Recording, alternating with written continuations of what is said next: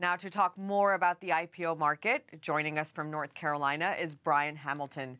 Brian is the chairman of SageWorks, a financial information company that provides analysis for privately held firms. Brian, thanks so much for joining us tonight. Great to be here. Brian, I want to start off by asking you, give me the outlook for 2015. Is this year going to be a good year or a bad year for companies looking to go public? Well, Tracy, I think it will reflect the overall market. If we stay in a bull market, I expect the IPO market to be good. The returns in 2014 were lower than they were in 2013, from about 40% to 14%. But if there is a strong bull market, I think it will be a good market. How do you think this year is going to differ to last year? Well, it's a great question. Here's the thing about this market. What's happened over the past 2 or 3 years is a lot of these companies going public do not have very strong fundamentals at all. For example, if you look at Box, I think their revenue last year was about 124 million. Their actual losses were about 168 million. They literally or figuratively have less money coming in the front door than they do have going out the back door. So what's happened is there's been a depreciation in the quality of these companies from a fundamental standpoint, but they're performing well because there's a very strong bull market. It's not, it's not out of the ordinary, but if you look at this bull market and the IPO companies today, I think they are very weak from a financial performance perspective.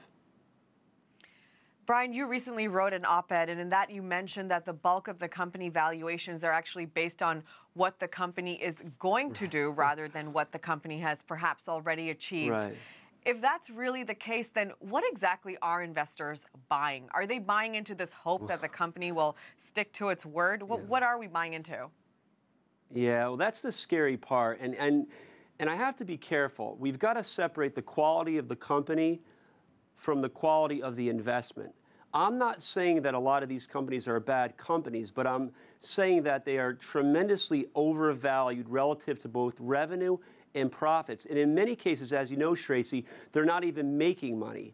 So the real beef here is that I think what investors are buying today is the bull market and almost the packaging to the IPO. Sort of not really, a typical investment.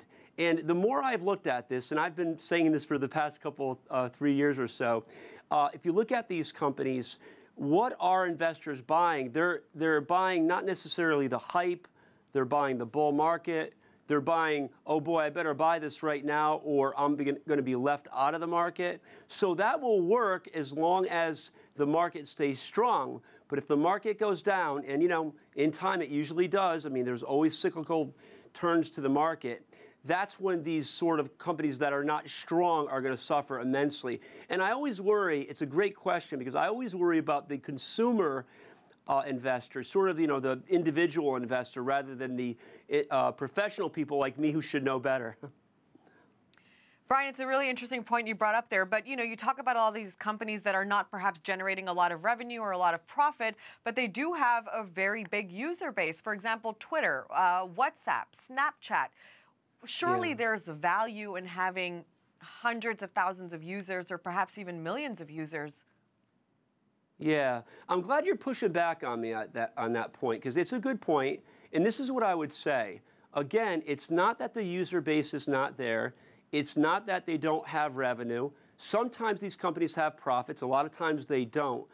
That's not the problem here, Tracy. The problem is the valuation of the company. So it's like you get your cake and you get to eat it too, meaning I don't necessarily have a problem with a company going public that maybe doesn't have great revenue or certainly profitability, but where do the values come from? You see what I mean? That's the real issue. For example, I don't want to pick on Box, but it's a timely subject. They are losing more money than they actually have in revenue. So it's not that there's not value there, but where do those valuations come from? And really, the more I look at it, it's the packaging and hype of the IPO. It's so evident in looking at the financials, at least to me. Okay, some really interesting companies that are going to go public later this year. Really quickly, Brian, from the list of companies that have lined up to go public, who do you think is going to be the biggest winner? What company are you keeping your eye on? I think Uber probably will be. I think, they've got a very good business model. As you know, it's very compelling. I think they've got revenue growth. When I last look at the numbers, I think they have some profitability. So they've got all the check marks. They've got revenue growth, good user base, some profitability. I don't know what their value will be, but that's one that I think might be pretty good. And Alibaba, look, they're not all dogs, okay? I got to make it really clear. Look at Alibaba.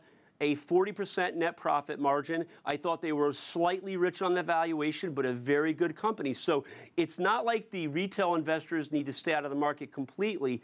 There's some great companies in there, but you've got to be very careful at the height of a bull market. Right. Well, we will keep our eyes peeled on Uber. Brian Hamilton, thank you so much for speaking to us tonight. That was Brian Hamilton, chairman of SageWorks.